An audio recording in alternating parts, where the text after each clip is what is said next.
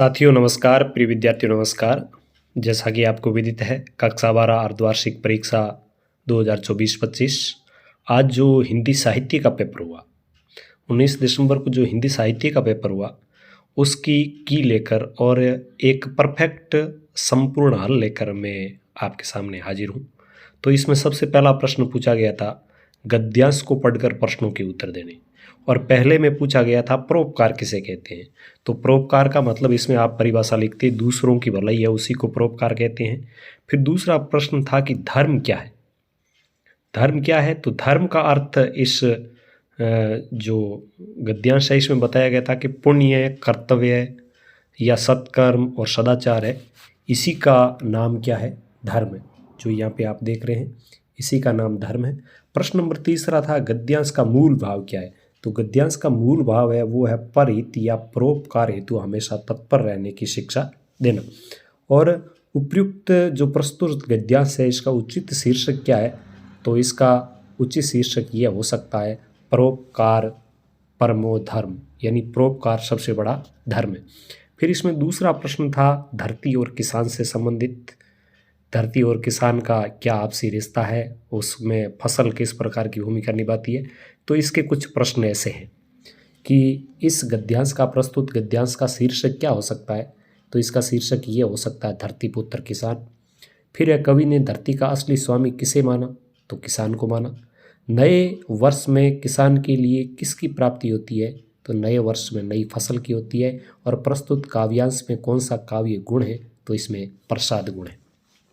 फिर रचनात्मक व्यवहारिक लेखन में पूछा गया था कि जनसंचार के विभिन्न माध्यम कौन कौन से हैं, तो मैं यहाँ से आपको उत्तर बताना चाहूँगा। प्रिंट माध्यम है, इलेक्ट्रॉनिक है, इंटरनेट का भी माध्यम है, इसमें आप रेडियो कह सकते हो, टेलीविज़न कह सकते हो, और भी कई ऐसे माध्यम हैं। विशेष तौर पर मुद्रित, इलेक्ट्रॉनिक और जो इंटरनेट पत्रकारिता है, ये भी माध्यम है। फिर एक प्रश्न पूछा गया था कि समाचार के मुख्य तत्व कौन कौन से हैं। बहुत सारे तत्व होते हैं, लेकिन इसमें यह होता है नवीनता, निकटता, प्रभाव, जनरुचि और अनोखापन, ये हो सकते हैं। फिर मैंने जो आपको दो निबंध बताए थे, इंटरनेट लाभ और हानियाँ, बेटी बचाओ बेटी पढ़ाओ, तो ये दो निबंध आए, इस पर भी आप लिख सकते हैं। फिर एक प्रश्न था कि आपको एक कार्यालय पत्र लिखना था, स्वयं को क्या मानना था, जिला शिक्षा अधिकारी सिरोही मानना था, लिखना किसको था, सचिव माध्यमिक शिक्षा बोर्ड अजमेर को लिखना था। विषय क्या देना था कि आपके विद्यालय राजकीय उच्च माध्यमिक विद्यालय जनापुर में बोर्ड परीक्षा केंद्र की स्वीकृति, तो ये आपको लिखना था। या स्वयं को जयपुर निवासी हिमांशु मानते हुए स्वव्रत, यानी आपका बायोडाटा, नाम, पिता का नाम, जन्म तिथि, आपकी शैक्षणिक योग्यता, आपकी अभिरुचि, ये कुछ आपको इस प्रश्न के उत्तर में लिखने थे।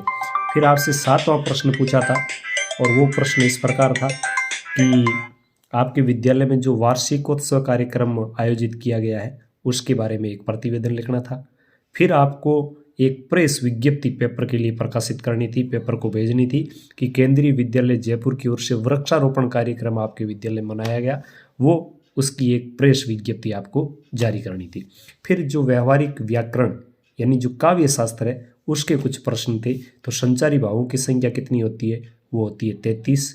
हिंदी आचार्यों ने रसों की संख्या कितनी मानी है, तो वैसे तो रस होते हैं साहित्य में 9, लेकिन 11 रस भी माने जाते हैं, तो 9 और 11। तो हिंदी आचार्यों ने मुख्य रूप से 9 रस है। साहित्य, आगे का प्रश्न है कि साहित्य की लय, जो सुर, तुक, यति, गति, बद्ध रचना है वो क्या कहलाती है, तो ये तो स्पष्ट है कि छंद कहलाती है। गण कितने प्रकार के होते हैं, तो गण है वो 8 प्रकार के होते हैं। फिर आपसे पूछा था, परिभाषाएं पूछी थी कि मात्रिक छंद किसे कहते हैं, तो वह पद्य रचना या वह काव्य रचना जिसमें मात्राओं की गणना या उसके उचित कर्म का ध्यान रखा जाता है, वो मात्रिक है। और फिर वर्णिक है, तो वह काव्य रचना या पद्य रचना जिसमें वर्णों की गणना और कर्म का विशेष ध्यान रखा जाता है, वो वर्णिक छंद है। अलंकार की परिभाषा और भेद बताने थे। काव्य की शोभा बढ़ाने वाले तत्व, गुण या धर्म है, उनको अलंकार कहते हैं। और अलंकार के भेद मुख्यतः 2 प्रकार के होते हैं, शब्द अलंकार, अर्थ अलंकार। तीसरा भेद भी माना जाता है, वो भी अलंकार। यमक अलंकार की परिभाषा, जहाँ काव्य में किसी शब्द की बार बार आवृत्ति हो और प्रत्येक बार उसका अर्थ भिन्न हो। किसी शब्द की 2 या 2 से अधिक बार आवृत्ति हो और प्रत्येक बार अर्थ भिन्न हो, तो वहाँ पर यमक अलंकार होता है, जैसे कनक कनक तेसो गुनी मादकता आदि काय, तो ये इसका उदाहरण हो सकता है। फिर आपसे अंतरा भाग 1 से 6% व्याख्या पूछी थी, तो सूरदास का पद है, इसमें से आप कर सकते हैं, या जो संध्या के बाद सुमित्रा नंदन पंत की कविता है इसमें से भी आप कर सकते हैं। दोनों में से एक व्याख्या आपको करनी थी। फिर जो गद्यांश पूछा गया है, तो दोपहर का नहीं, खाना बदोश जो ओम प्रकाश वाल्मीकि की कहानी है उसमें से पूछा गया है, या तो आप इसका उत्तर ये कर सकते हैं, या जो ईदगाह में से आपको ये पद पूछा है इसकी भी व्याख्या आप कर सकते हैं। फिर आपको प्रेमचंद या हरिशंकर प्रसाद का साहित्य परिचय लिखना था। फिर दोपहर का भोजन पाठ के लेखक कौन है, तो इसके अमरकांत है। हामिद ने मेले में क्या खरीदा, तो चिमटा खरीदा। टॉर्च बेचने वाला पाठ में आपको क्या शिक्षा मिलती है, तो इसमें जो दिखावा है, दिखावटी जो जीवन शैली है उस पर व्यंग्य किया गया है। वास्तविकता में हमें अपना जीवन जीना चाहिए। ईदगाह कहानी का मूल भाव है कि किस प्रकार जिम्मेदारी है वो छोटों में भी बड़ों के जैसा भाव पैदा कर देती है।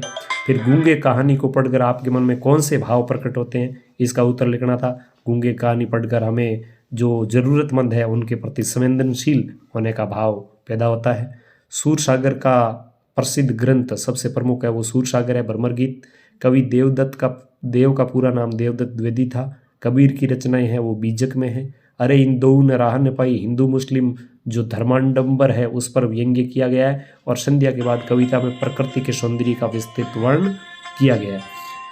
इसके बाद पूछा गया था आपसे, बड़ौदा का बोर्डिंग स्कूल पाठ के लेखक मकबूल फिदा हुसैन है। आवारा मसीहा के रचयिता विष्णु प्रभाकर है। मकबूल फिदा हुसैन किस क्षेत्र में, तो पेंटिंग या चित्रकारी के क्षेत्र में। और फिर मकबूल फिदा हुसैन की शुरुआत कहाँ और किस वातावरण में हुई, तो ये भी एक चित्रकारी का जो वातावरण था, विशेष तौर पर उसका जो पारिवारिक पृष्ठभूमि थी। और मकबूल की पेंटिंग की शुरुआत हो गई। प्रतिभा छुपाई ने चुप्ति कथन के आधार पर मकबूल फिदा हुसैन की व्यक्तित्व पर भी आपको प्रकाश डालना था। तो इस प्रकार ये साथियों प्रिय विद्यार्थियों कुछ प्रश्न थे, इनके उत्तर मैंने यथासंभव पूरा एक्सप्लेन करने का प्रयास किया है। फिर भी यदि किसी प्रकार की त्रुटि रही तो कमेंट बॉक्स में लिखें, और यह पेपर आपको कैसा लगा ये भी ज़रूर बताएं। वीडियो को लाइक करें, शेयर करें, चैनल को सब्सक्राइब करें। धन्यवाद।